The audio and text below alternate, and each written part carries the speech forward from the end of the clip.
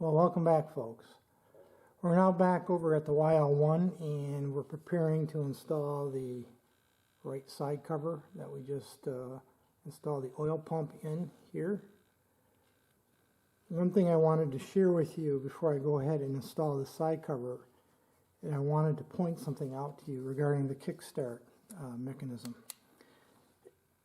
Right here you can see this return spring, and that is the return spring for the Kickstarter shaft itself that pulls it back. It ratchets it back when you've pushed down and released. You can see the end of that spring has been rotated and hooked right here under this boss. And there's something you want to be aware of when you're installing this side cover.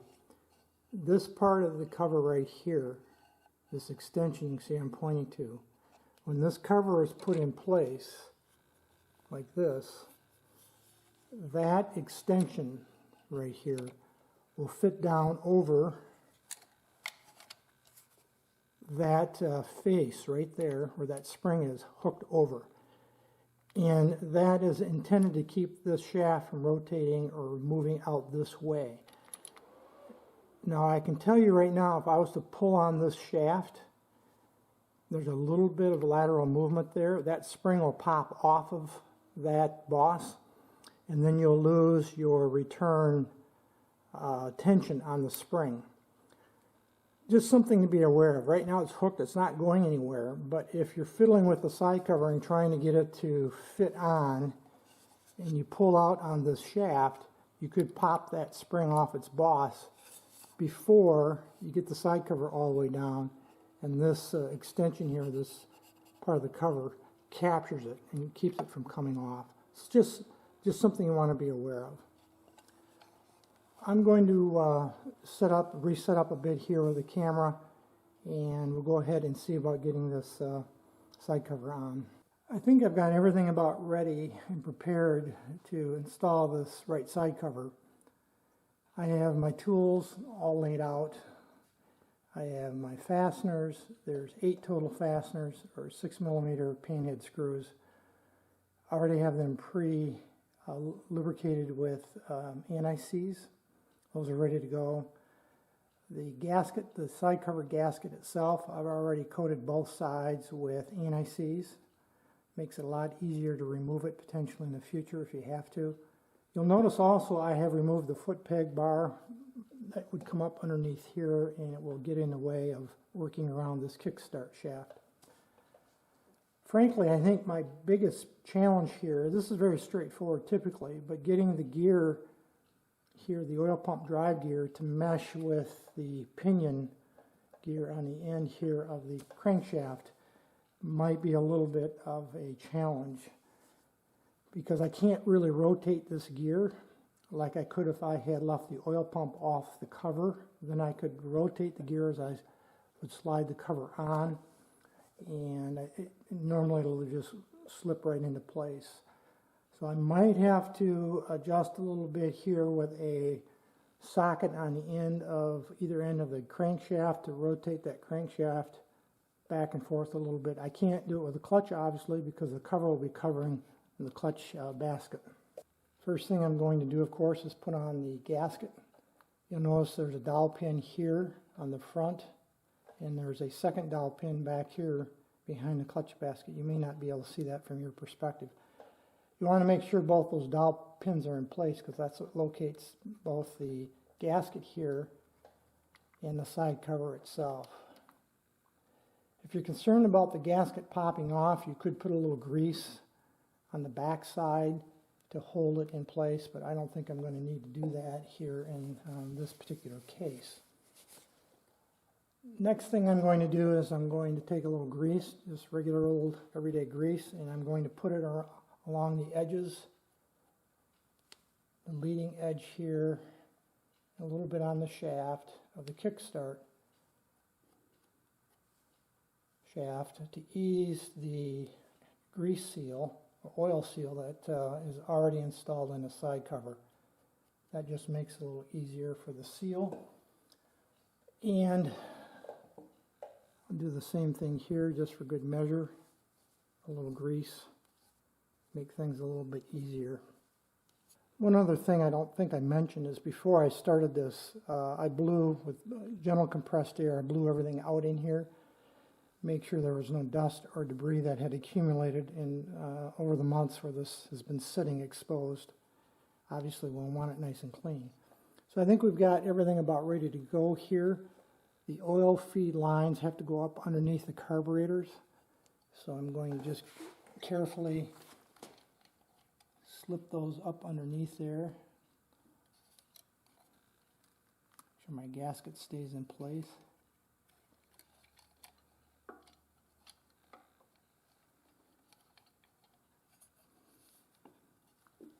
There, like that. I'm going to start it at the back here where the kickstart shaft is and see if we can't get this to slip on. Now I've got it on most of the way. There.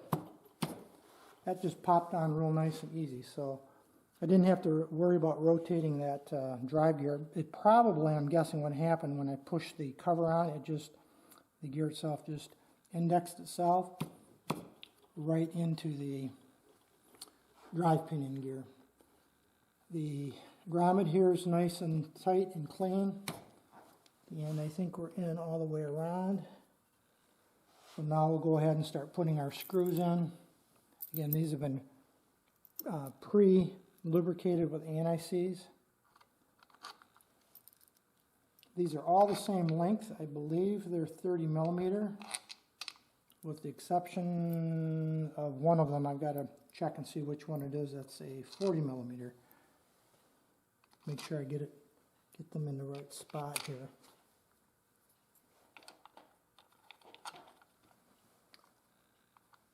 .40 millimeter might go up inside here. Let me see here. Yeah. So now I'm going to just take my JIS screwdriver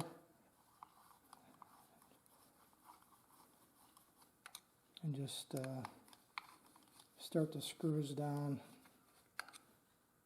Not really putting any tension on the screws right now. I'm just tightening them down just till they touch the case.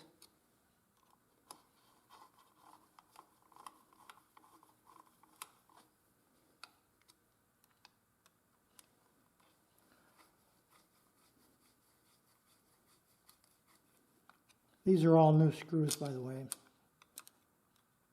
These are not Yamaha screws. They are GIS standard screws, but I can buy them much less expensively than buying them through Yamaha. These are, I think they're over $3 each if you get them through Yamaha. And we'll talk about that probably at another time. So I've got all the screws tightened down, or at least started down, and now I'm just going to go along just a bit and just snug them up. I'm not really tightening them, I'm just making sure they're tight right, or snug rather, right now.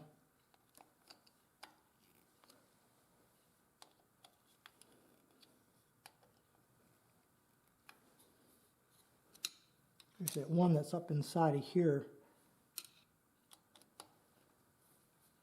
I talked about making sure you have access to that before you put the oil pump in. Just gently snugging them ever so much as I work my way around.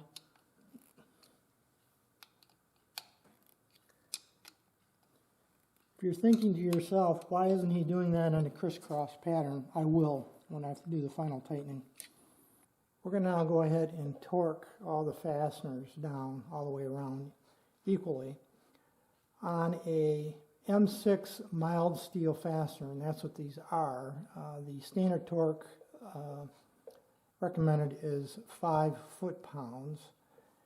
I'm going to reduce that because I used anti-seize, which will artificially confuse the torque settings. So I'm going to, or I've already adjusted my torque wrench here down to 4 foot-pounds, which is 48 inch-pounds.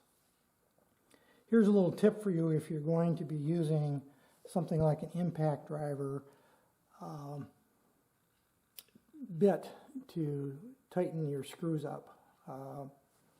This bit, this is from my impact driver set. This is a JIS bit, impact bit, and it's designed to perfectly fit these screws, and it does, it fits very well. The problem is, I believe this is a 1/4 inch, and if you use, or to attempt to use an impact driver with this large nose cone that comes off the impact driver, you can see how you have an interference problem right here with the, in some cases anyway, with the case, and you could damage the paint. So I don't use this tip. What I do is I use just a standard M8 1/4 inch drive socket, and that fits over it perfectly like that. So it doesn't hold it tight. This will retain it because it's got spring fingers in there. This doesn't retain it, but it's a nice, comfortable fit. Then you can just use your 1/4 inch extensions, and then you can get at your fastener heads like that without interfering with the case and potentially marring up your paint. So that's the setup I'm going to use. So I've got a fairly short extension on here right now, and my torque wrench is 1/4 inch, so it'll fit together like that. And what I'm going to do now is work my way around and torque these fasteners down. I'm not going to go to full torque right away. My target is 48 inch-pounds or 4 foot-pounds. I think I'm going to go to 24 inch-pounds first, do the complete circle of the fasteners, and then I'll go up from 24 to 48. Torque wrench is set at 24 inch-pounds, which is not a lot. And we're going to work our way around. Now I'm going to start working in a crisscross pattern.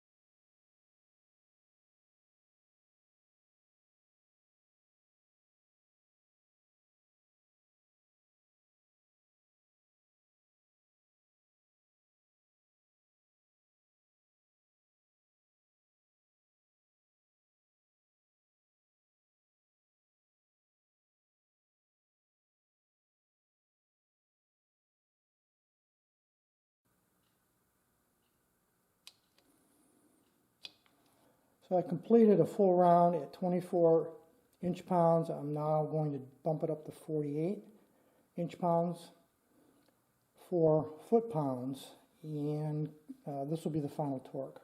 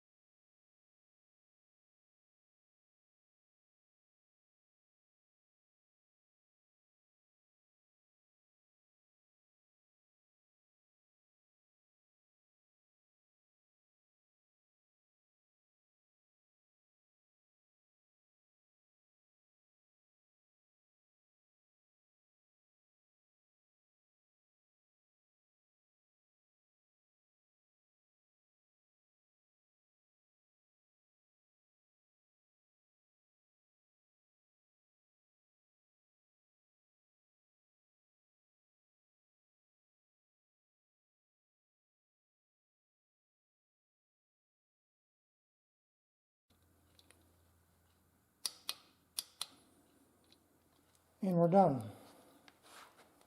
I worked a crisscross pattern initially to bring the torque up to 24 inch-pounds.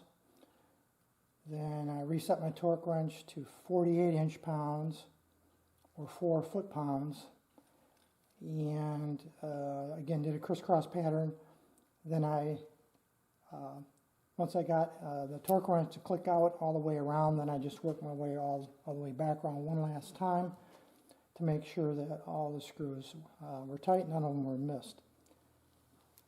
So we've got the side cover now installed. That's a fairly major milestone. It's probably the last major assembly we'll have to work with. Obviously there's more to do here, but that's a pretty big deal. Installing the second set of banjo bolts that go here where the oil lines feed directly into the cylinders, one on each side. These are the original banjo bolts that came out of this configuration. They've been cleaned up, obviously. New copper washers, uses the same copper washers as the other two banjo bolts. What's interesting here is these plastic washers you see right here were the original style that was used on these banjo bolts. So obviously Yamaha made an engineering change along the way and went to all copper. They might have had a problem with leaks or something, I don't know. But anyway, these are the washers that are now called out for these banjo bolts as well as the ones that go into the pump. To install these, I'm going to do very similar to what I did at the lower end at the pump. I'm going to put a little layer of grease to hold the inside washer in position so that it doesn't want to drop out on me, and then I can slip the fitting in place. So you can see there I've got a thin film of lightweight grease. It's the same grease I used earlier on the oil pump side of things. And I'll see if I can't slip this washer in place using the grease to hold it. I realize this is probably not something you can easily see from your perspective. And I'll take banjo bolt and slip it through like that. Now I'm not going to tighten any of these banjos up until I have all four of them installed. So that one's in place, but it's still loose. And we'll go around the other side and do the same thing. Once again, just a little light smear of thin, lightweight oil. Slip that washer in place there. Get my screwdriver just to help me nudge that over.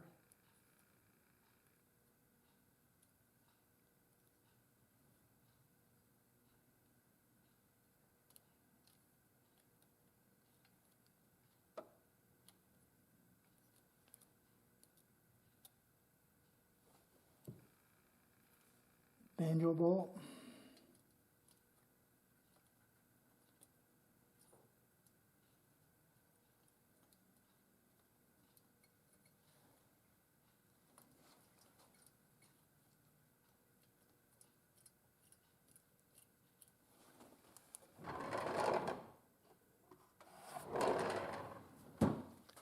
I'm just going to use a screwdriver just to speed up the process of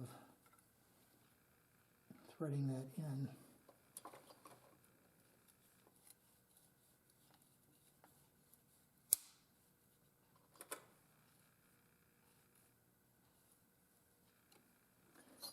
Now when you tighten up these banjo fittings, you have to be careful. You have to keep in mind you're going through a plastic housing here, and you're going into aluminum with a steel fastener. And you've got to find that sweet spot between getting it tight enough that it doesn't leak and it compresses that copper washer enough to get a good seal, but not so tight that you either crack the plastic, or which would be a serious problem because these are no longer available, or you strip out the threads in the, in this case, the intake manifold of the cylinder. Now what I usually do is I go on a cautious side and I snug it up by feel just to the point that it feels about right to me. I don't overdo it. I would rather have it leak a little bit later and then I can gradually, work it tighter than over tighten it and do some damage. So I'm not even going to use a wrench. I'm going to use this screwdriver and I'm just going to snug it up. And if it leaks later, then I'll deal with it at that point in time. So I'm going to do the same thing here on this side. That is, I'm just going to use my screwdriver and snug it up to the point that it feels snug, but not overly tightened. Here on the oil pump side, I'm going to have to use a wrench on the inside banjo, and I can use a screwdriver, of course, on the outside. I'm just going to snug up this outside banjo.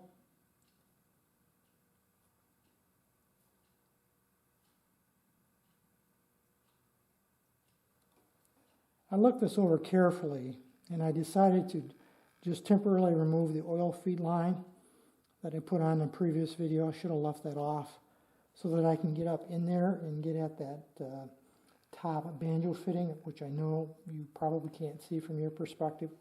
So I can get my wrench in there to tighten that up. So I'm going to just move this oil feed line out of the way. That gives me pretty direct access to that banjo fitting.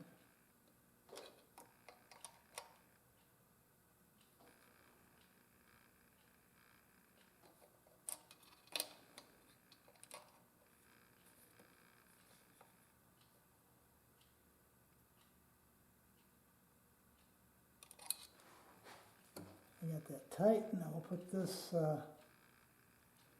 oil feed line back on.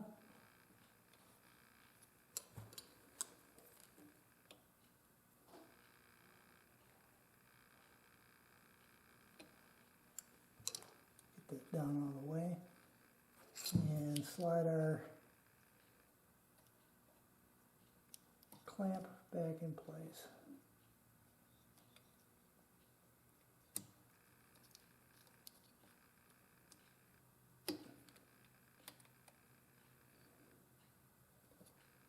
And we're back in business. So all four of the oil feed lines have been, the banjos have been tightened. Now we're going to go ahead and finish up the working on the oil pump itself by installing the oil pump cable. This comes down from the throttle, of course. This fitting right here threads into this threaded portion on top of the side cover. So what I'm going to do is put just a little dab of anti-seize on these threads, and then thread that fitting into place.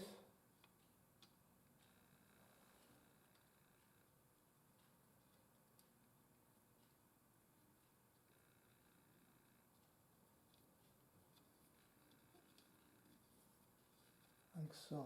I'm going to thread this all the way down because I want maximum length of cable to make it easier to attach the cable to the pump.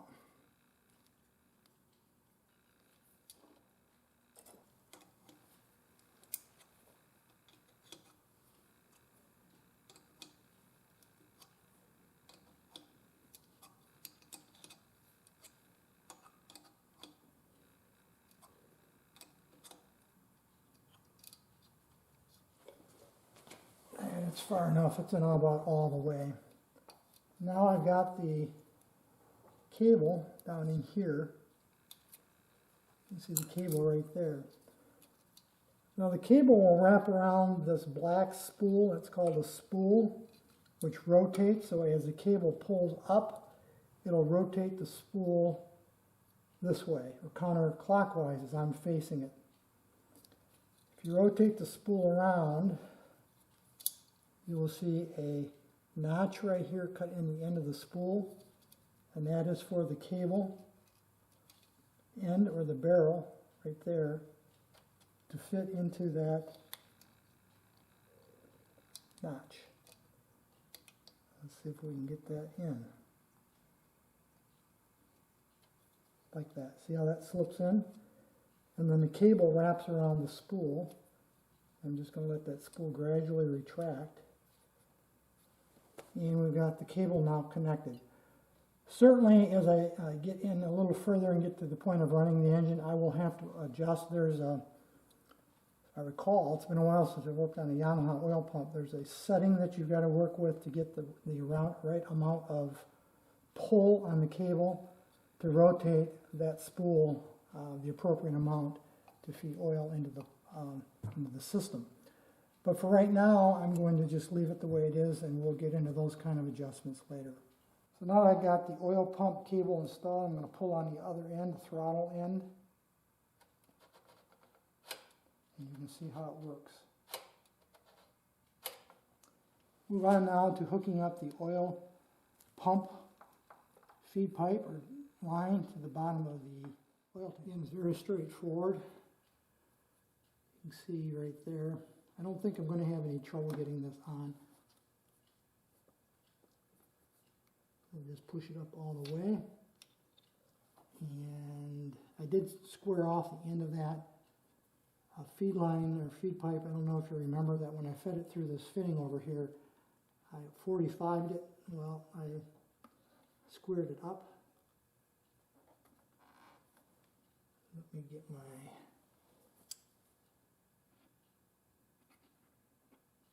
needle nose here.